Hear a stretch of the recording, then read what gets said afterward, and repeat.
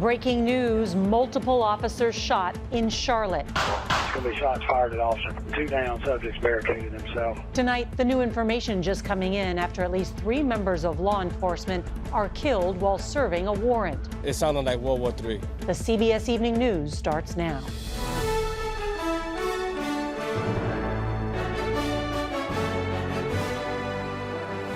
Good evening, I'm Nora O'Donnell, and thank you for being with us.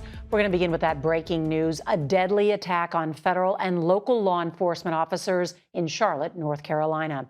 As we come on the air, the FBI is now among multiple law enforcement agencies at the scene of a suburban home where 3 members of a U.S. Marshal task force were killed and 5 others injured while executing a fugitive warrant.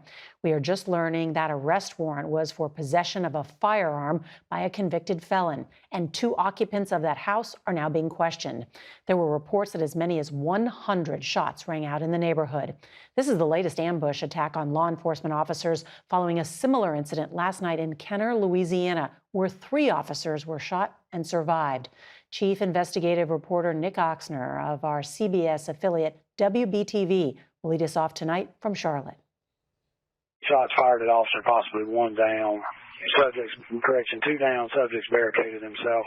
Just before 2 p.m., a U.S. Marshal's task force was attempting to serve a warrant in Charlotte, North Carolina, when at least 1 suspect inside the house opened fire. Tragically, there were 3 members of the U.S. Marshal's task force who were pronounced deceased, and there were 4 CMPD officers who were shot, 1 being in critical condition, who is now in the hospital fighting for his life. Officers, including SWAT teams, quickly responded and shut down the neighborhood, including nearby schools. We were driving by, we heard about over 100 gunshots. It sounded like World War III. Neighbor Tyler Wilson said the shootout lasted for 30 minutes. There was shots ringing left and right. We had SWAT and U.S. Marshals set up snipers in our bedrooms. There was an officer got drugged by his arms to our house. Police say 1 suspect has been killed, and they are questioning 2 other people found inside the house. Today we lost some heroes that are out to just simply trying to keep our community safe. Today's shooting is the deadliest day for law enforcement since July 2016, when 5 Dallas police officers were shot and killed during a protest against police abuse. Excluding today, 10 U.S. Marshals have been killed in the line of duty in the last 5 years. North Carolina Governor Roy Cooper is en route to Charlotte as we speak. Nora? Nick Oxner, thank you.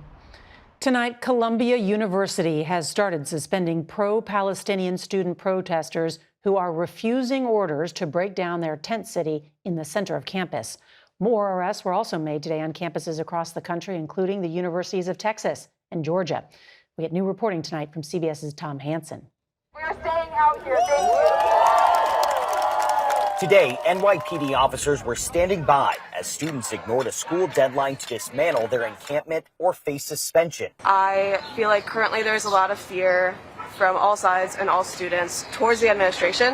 This is the epicenter of the college protests. They started small in this tent encampment, and now they've expanded to the entire Columbia University quad. What are you protesting? I'm protesting against an ongoing genocide of Palestine that is funded by the United States of America and that Columbia profits off of. We are protesting for divestment. Student anger has spread nationwide.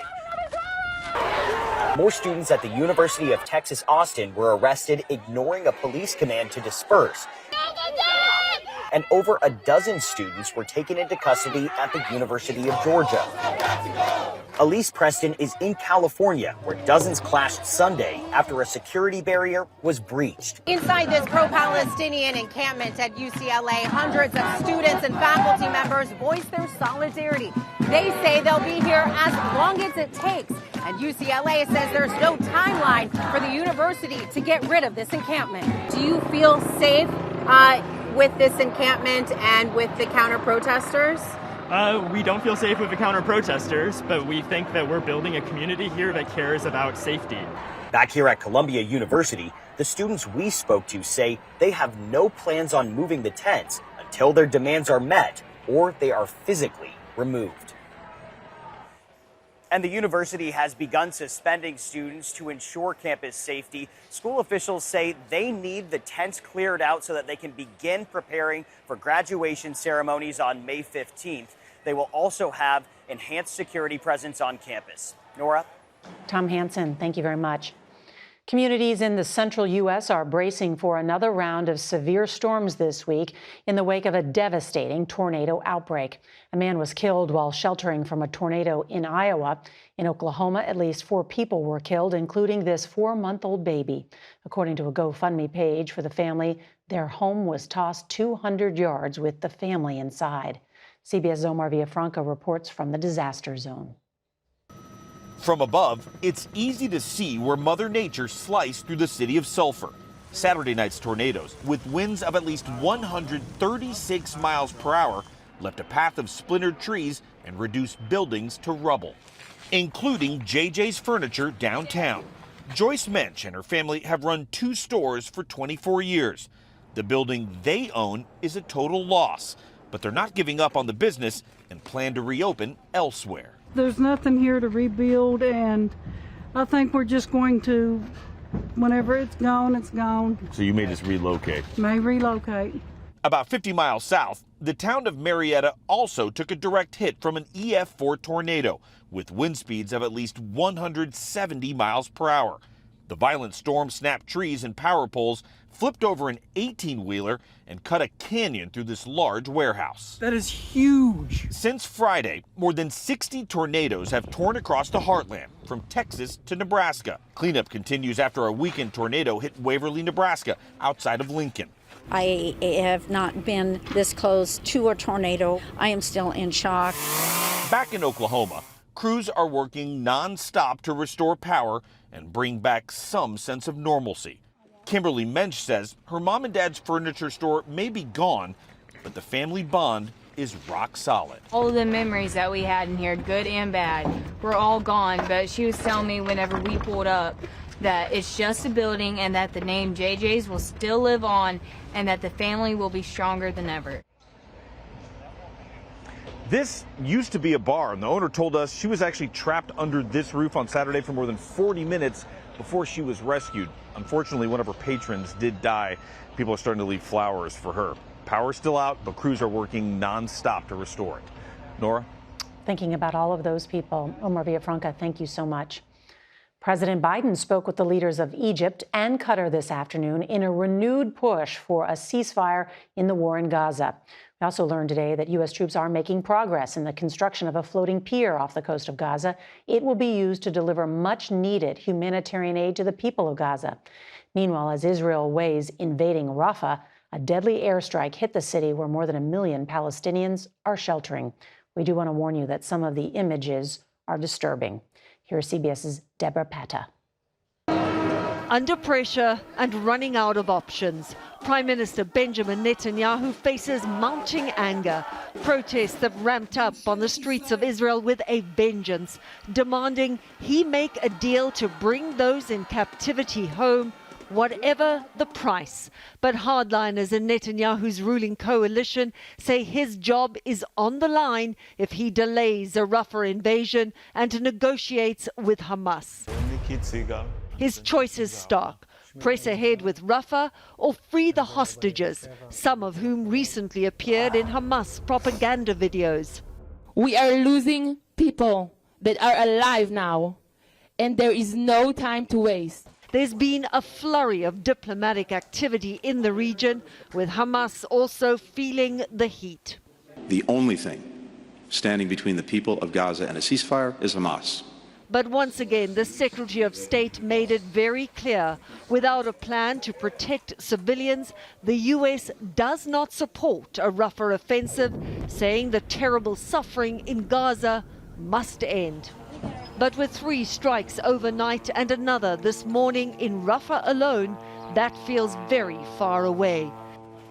Days and nights filled with the moans of injured children, the tears for tiny bodies wrapped in shrouds, and the silent pain of those who've cried far too much. Everyone here is sick of war and longs for it to end. Secretary Blinken said today that Israel has made an extraordinarily generous proposal to Hamas. There is a lot riding on it. If a deal is not reached, in all likelihood, a Rafah invasion will go ahead. Nora?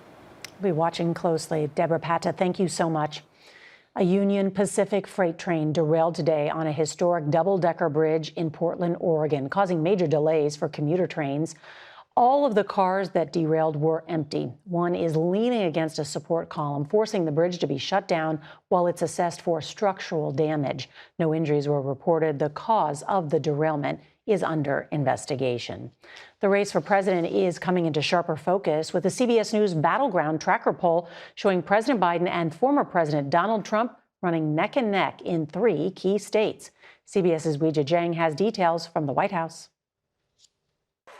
Tonight, the Biden campaign is facing warning signs in the key swing states of Michigan, Wisconsin, and Pennsylvania. You're my ticket to the White House. You, Pennsylvania. No, it's not hyperbole. Rising prices have made the economy a top concern for voters. And in a new CBS poll, when asked if they would be financially better off under Biden or Trump, voters chose the former president by a sizable margin in each of the 3 states. Registered voters in Michigan, Wisconsin, and Pennsylvania believe that they would be financially better off if Trump wins. How do you explain that? Pandemic caused inflation to rise, caused damages to the supply chain. And so that's why the president took action. And we also understand that prices are still too high. They're still too high. More than 60% of voters in the 3 battlegrounds say the economy was good during the Trump administration. We're going to have a big victory. The polls are looking tremendous in Michigan and Wisconsin. The former president will campaign in those 2 states Wednesday when his so-called hush money trial takes the day off. Still lagging behind Biden in fundraising, Trump had a private meeting Sunday with his primary rival, Florida Governor Ron DeSantis, who has told allies he's willing to raise money for the man who attacked him relentlessly. We're up by 40 points over DeSanctimonious. As Trump continues his search for a running mate, sources say one contender's stock has dropped. South Dakota Governor Kristi Noem. She's under fire for revealing in a new book that she shot her dog Cricket after it misbehaved on a hunting trip, killed some chickens, and tried to bite her.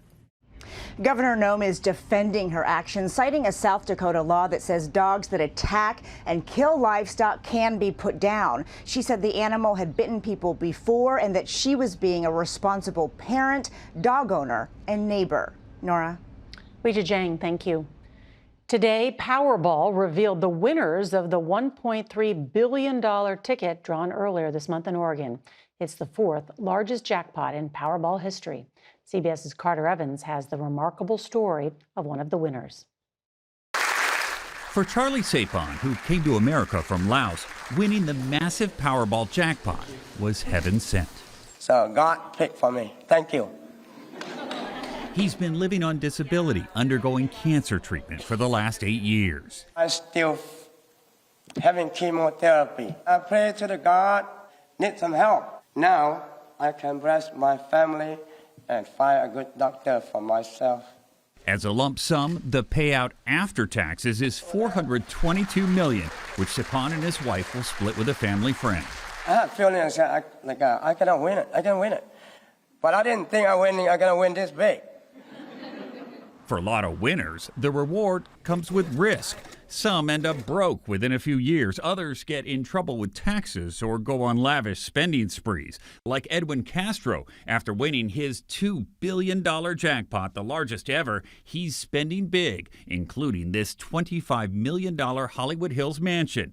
As for Sapon, the financial strain is now replaced by peace of mind.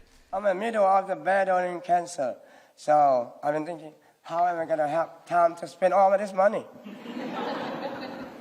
Now, the vetting process to confirm the lotto winner includes checking store security video to match the buyer with the person who turned in the ticket. The biggest holdup on this one, lottery officials say it took 3 weeks to collect all the money for the payout. Nora. There you go. Carter Evans, thank you so much. Runaway zebras made for a wild weekend near Seattle. We've got the details next. A big change tonight at our parent company. Paramount Global CEO Bob Bakish announced today that he's stepping down. The company says Bakish will be replaced by a trio of senior executives, including CBS CEO George Cheeks. Bakish's exit comes as Paramount is in the middle of a possible merger negotiations with Skydance Media. Paramount owns several media brands, including Showtime, MTV, and Paramount Pictures. Runaway zebras left drivers bewildered near Seattle. Police say 4 zebras broke free Sunday when the driver stopped to secure the trailer on the highway. The pack galloped past restaurants and ended up in a backyard. Officers, neighbors, and even a rodeo clown helped corral the zebras. But a 4th zebra is still reportedly on the run. Keep your eye out. Tonight, we have an in-depth report on America's child care crisis, how providers and families are being impacted next. Tonight, we have an eye-opening look at America's child care crisis. Working parents across the country are struggling to cover the costs, while providers are sounding the alarm that the federal funding cut last year is making it harder for them to stay afloat. CBS's Nicole Killian has our in-depth report. Cora Hoppy was on the verge of shutting down her child care center in southeast New Hampshire. You went from having $400,000 down to nothing, which is terrifying. The center burned through its savings after hitting the so-called child care cliff last fall, when $24 billion in federal pandemic-related subsidies expired in Congress. What has the impact been on your center? Devastating. We went from 90 employees down to 70, and we had to make cuts everywhere. She used the federal money to upgrade equipment and give raises to staff like Linnea Walker, who at one point was homeless. You were working here at the center, yes, but also homeless. Yes, I'm taking care of other people's kids, and I was feeling very inadequate because I felt like I couldn't provide the bare essentials for my children. That's a lot of the reason why people leave the field, is because we can't afford to live, but people can't afford to pay either. Last year I paid $32,000 for my 3 children. It is more than my mortgage, for sure. Jenna Anand has endured tuition hikes and worries she'd have to quit her job if the center closed. I have the center and I have my husband, and that's it. One study finds 55% of child care operators know of at least one program that has recently closed. Our worst fears have been realized, that there are now fewer providers able to provide care for families. While Congress approved $1 billion in child care assistance this year, the Biden administration has called for $16 billion to stabilize the sector. The only way Hoppy could keep her doors open was to beg her local city for help. We need a fully funded system so we can support children's development and our economy. If parents and guardians have a safe place to drop off their children, they will be more productive at work. For her, it's about investing in the future. Nicole Killian, CBS News, Rochester, New Hampshire. Definitely a problem we need to fix. A legendary WNBA player makes a huge announcement. That's next.